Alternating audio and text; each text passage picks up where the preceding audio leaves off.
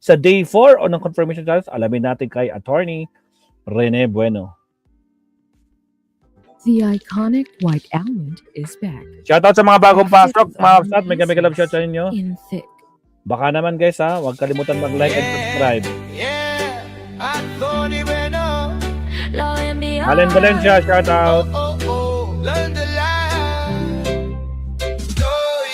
So katulad nga ng ating inaasahan, kanina ay ang huling hirit ni Attorney Kaufman tungkol dito sa kaso ni Duterte. At katulad nga ng ating inaasahan ay sabi ni Kaufman, sarsuela lang ang mga ebidensyang iprinisinta ng prosecution dahil ito ay base lamang sa mga chismis, balita at mga recycled na testimonya katulad ni na Matubato, ni na Las Cañas. So ayon sa kanya, walang matigas na ebidensya, no? Gaya ng pirmadong utos ng dating Pangulo na magpapatunay na talagang may direct link si Duterte sa lahat ng patayan na nangyari sa ating bansa noong kanyang kapanahunan. At bukod dito, sinabi din ni Copa na yung inulit na naman niya yung hyperbole or OA na mga pananalita. Katulad ng sinasabi ng dating Pangulo na pag nanlaban, patayin, pero pag hindi lumaban, patayin mo pa rin. Doon pa rin ang punto, partner sa dulo. Oo, sabi ni Kaufman, ito ay estilo lamang ng pananalita ni Duterte at paraan lamang para manakot ng mga kriminal dito sa ating bansa. Gusto niya kasi mawala ang mga kriminal. So yan ang isa sa mga dahilan ni Kaufman at yung kanyang legal stand pa rin na yan ay nanlaban lamang ang mga biktima, no, sa war on drugs.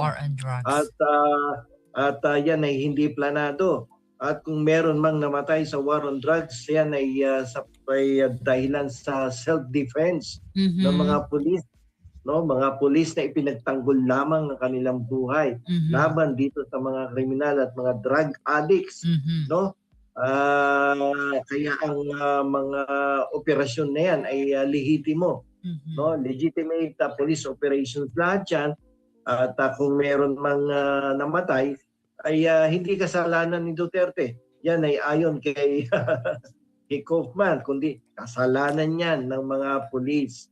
At bilang panghuli, ang kanyang madalas banggitin na depensa ay walang karapatan ng International Criminal Court na dinggin ng kaso, no? Walang jurisdiction over the person of the former president because meron naman tayong working judicial system dito sa Pilipinas. Ang kanya daw ipinagtataka bakit dinala dyan sa International Criminal Court. At meron naman daw tayo dito nga sariling crimes against humanity na yung paulit-ulit nating ipinapaliwanag. Ito yung Republic Act 9851 na kung tawagin natin ay batas laban sa crimes against humanity. So kinakailangan na dapat dito litisin niya at hindi dapat litisin dyan sa International Criminal Court at wala dapat pakialam mga ICC at dito dapat siya litisin. So yun yung apat na kanyang legal posisyon na kanyang ipinaliwanag. And partner kanina, no, meron tayong mga bullets dito, no, mga ilan lamang sa nangyari kanina dyan sa ika-4 na araw, no, dyan sa ICC. Isa dito, partner, yung pinunto dito, pinaalalahanan ni International Criminal Court, no, pre-trial chamber presiding judge Julia Antoinella Motok, si Attorney Nicholas Kaufman, hinggil to, ito yung lead po counsel, no, ng dating Pangulong Duterte, na irespeto, attorney, partner, yung desisyon ng ICC chamber tungkol dun sa, sinasabi mo nga po at pinag-usapan natin yung radications.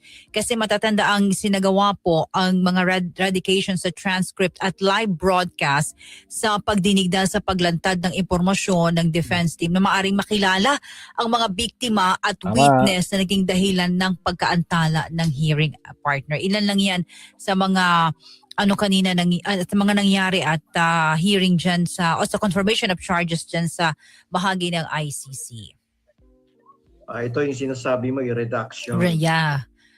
or reductions kasi partner. dito, sa reduction kasi, kinakailangan gawin niya ng International Criminal Court sapagkat hindi dapat kinakailangan makita ang mga pangalan at mga sensitibong impormasyon tungkol sa mga testigo at ang mga taong may kinalaman dito sa kaso na to dahil pinangangalagaan ng korte ang seguridad at pribadong yung privacy ng mga testigo. So napansin ko nga yun kanina sapagkat itong si Kaufman ay banggit doon sa pangalan ng mga testigo. Correct. At kaya mapapansin natin biglang tumitigil at nawawala sa ere ang Yun. kapagkat medyo may kakulitan itong si Attorney Kaufman. Ito ay mukhang sinasadya niya.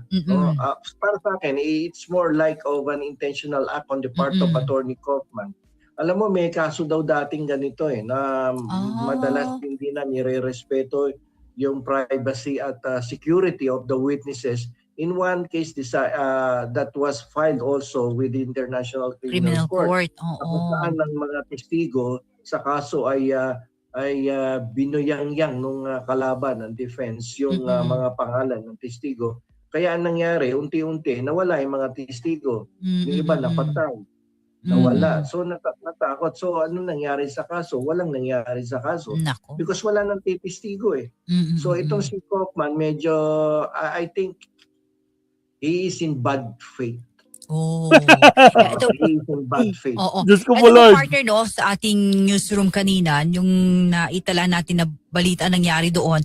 Partner yung sinabi ni senior trial lawyer Julian Nicol, sabi niya, the facts can't be denied by the sprinklings. He ran a death squad in Davao. Ito ang binigyang diin ni International Criminal Court Senior Trial Lawyer Julian Nicol sa huling araw ng confirmation of charges attorney partner ng hearing ni dating Pangulong Duterte. Sabi dito, the facts can't be denied by the sprinkling Rodrigo Duterte ran a death squad in Davao that he ran it for 20 years before he became president. His promise was to kill thousands and he did. Sabi yan ni Nicole's partner dyan sa ICC pa rin. That is one thing that the prosecution is trying to prove in this hearing. Dahil sinasabi nga ng prosecution na may common plan. No? Ibig sabihin, since the time he was still the mayor of Davao City, yung Davao Death Squad na yan, na kung saan ang mga characters na involved dyan, like for instance, the Chief of Police, which is Bato de la Rosa, and other prominent personalities dyan sa Davao, na siyang nagpapatupad ng patayan dyan regarding sa war on drugs sa pamamagitan ng Davao Death Squad ay parehong-pareho ang plano, ang estratehiya, ang sistema ng pagpatay. Kumbaga ni-level up lang yan from the local level, inakyat sa national level at pinalitan lang ang programa sa Davao Death Squad pero dito sa national ginawang double barrel program na kung saan kung titingnan mo, ang karakter ng mga tao ay iisa lamang. From Chief of Police, naging Chief of Philippine National Police, si Bato de la Rosa. At nandiyan din si Bongo sa local level, inilipat din sa national level, na kung saan may mga bidyong ipinakita ang prosecution na nagsasabi talaga, na nagpapahiwatig na sila ay nagbibigay ng reward for those law enforcers who can kill people who are involved in illegal drugs. So ito yung gustong patunayan ng prosecution. There is a nexus between the Davao Death Squad and the double barrel program in the national level. Ayan yun ang ibig sabihin dyan. So since that was the presentation of the prosecution. Ngayon, kaya itong si Kaufman, ang ginagawa niya nga kanina at kahapon, ay patuloy niyang sinisira yung link, the nexus between Davao and the national program na double barrel, no, from the oo. DDS Mm-mm. to double barrel program. Yan ang ano, pero I don't think that he was able to destroy the Mm-mm. link, no, na magpapatunay na may common plan diyan sa extrajudicial killings na yan. Oo, okay. So, Okay. after this day, partner, dyan sa the Netherlands, yun nga, pinag-usapan natin kahapon, sinabi mo, partner, that after 60 days, yun, nandyan na yung mas madugo, no, na makita natin dito sa ICC. Work today is broken. Every day, people juggle so many different tools just to get work done. Yes, after this, now ay ang ating mga huwes sa ICC ay mag-uusap-usap at titingnan kung meron bang substantial grounds to believe, no? Dahil yan yung threshold na dapat ma-meet, no? Yan yung standard na dapat ma-meet ng prosecution, substantial grounds to believe, para itong kaso na to ay ipagpatuloy ang paglilitis sa mga susunod na buwan. Pero kung hindi ma-meet ang standard ng substantial grounds to believe, then the ICC judges will be compelled to decline the charges instead of confirming it. But the way I look at the presentation of the defense, ako sa sarili ko lang naman opinion, I think Kaufman was not able to destroy, no, the characters, the link, the testimonies, the written documents, the documents presented, and the arguments of the prosecution. Palagay ko mas maganda yung presentation of the prosecution and their arguments as compared with the presentation of the defense counsel. Because kung mapapansin mo sa kanyang closing statement, lumalabas na pero medyo may pa siya may konting drama pa ang kanyang closing statement, because he was trying to secure or to get a sympathy from those Duterte followers na hindi na dapat ituloy ang kaso na to sapagkat si Duterte ay matanda na, 80 anyos, at kinakailangang iuwi na siya at wala namang jurisdiction ang ICC. Paulit-ulit yan yung jurisdiction. Kasi isa yan sa kanyang ini-invoke talaga na walang jurisdiction ng ICC, kaya kailangan pauwi na. So dito sa 60-day period na to, pag-uusapan ng 3 judges na pauwi na ba natin si Duterte? Dahil mag-anniversary na yan dito sa atin sa Marso. 1 year na, no, partner? 1 year na next week, no? At pauwiin na ba natin?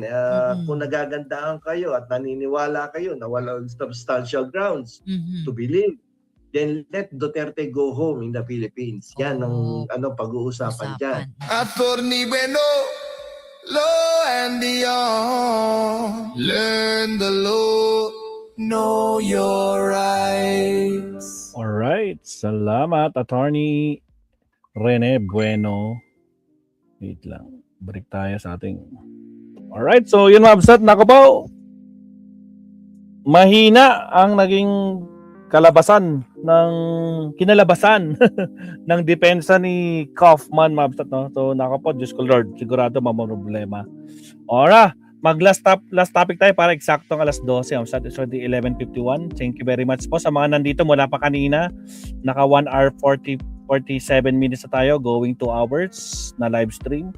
Magla-last topic na po tayo. Maraming salamat po. Countdown lang tayo in 30 seconds.